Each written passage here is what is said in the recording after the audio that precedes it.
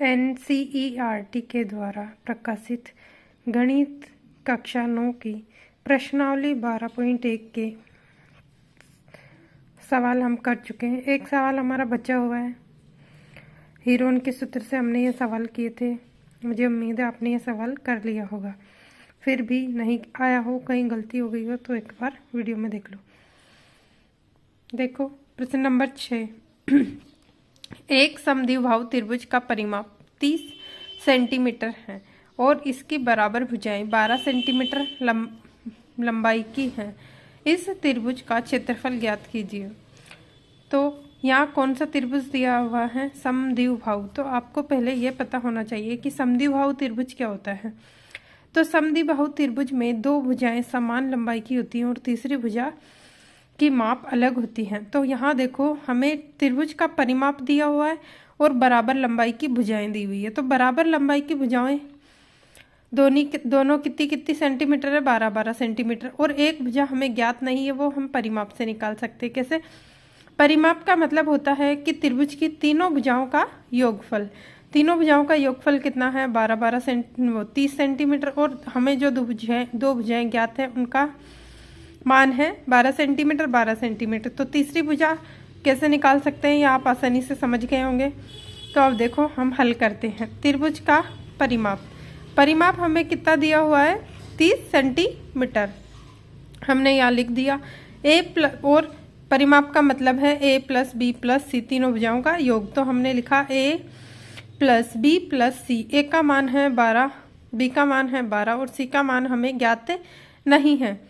तो देखिए यहाँ परिमाप 30 है, 12 और 12 दोनों को जोड़ा तो कितना आ गया? 24। और इस 24 का हम पक्षांतरण कर दिया, 30 की तरफ ले गए तो कितना आ गया? 30 माइनस 24। तो c का मान कितना आ गया? 30 में से 24 को घटाए तो 6 सेंटीमीटर। वैसे भी हम वैसे ही निकाल सकते हैं। 12 और 12 को जोड़ा कितने हो गए? 24। 24 को किस में से घटाएंगे? 30 में से, क्योंकि परिमाप का मान है 30। तो इस प्रकार हमारे पास c का मान आ गया 6 सेंटीमीटर। यहाँ तीनों भुजाएं ज्ञात होगी, a plus a b c। a का मान 12 सेंटीमीटर, b का मान 12 और c का मान है 6 सेंटीमीटर। अब हम इसका अर्ध परिमाप निकालेंगे। क्यों? क्योंकि त्रिभुज का क्षेत्रफल हमें निकालना है। और कौन से सूत्र से निकालना है? हीरोन के सूत्र से। और हीरोन के सूत्र से जब हम त्रिभुज का क्षेत्रफल निकालेंगे तो हमें s का मान ज्ञात करना है। तो s का मान होता है त्रिभुज के अर्ध परिमाप, मतलब कि a plus b plus c बटे 2। तो यहाँ हमने a plus b plus c के मान रख दिए 12 प्लस 6 बटे 2। तीनों को जोड़ा तो कितना आ गया? 30। वैसे भी हमें याद है कि परिमाप कितना है? 30 परिमाप में 2 का भाग दे दिया 15 सेंटीमीटर। यहाँ हमारे पास s का मान कितना आ गया? 15 सेंटीमीटर। अब त्रिभुज के क्षेत्रफल का सूत्र हीरोन के सूत्र से √s minus a, s minus b और s माइनस c। इससे हम त्रिभुज का क्षेत्रफल निकाल लेंगे। तो देखो त्रिभुज का क्षेत्रफल हमें यहाँ मान रख दिया। s का मान कितना आया है? 15। s minus a 15 minus 12, a का मान कितना है? 12। s minus b 15 minus 12, s minus c 15 minus 6। अब इन सभी को पहले घटा लेते हैं। 15 का 15 आ गया, 15 माइनस 12 3, 15 माइनस 12 3, 15 माइनस 6 9।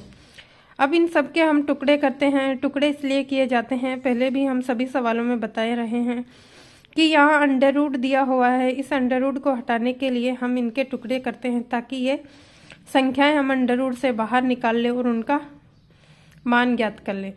तो यहाँ हमने 15 के 2 टुकड़े करें, 3 गुना 5। ये इनके गुणनखंड हैं। 3 का कोई टुकड़ा नहीं हो रहा, दूसरे 3 का नहीं हो रहा, 9 का हुआ है 3 गुना 3।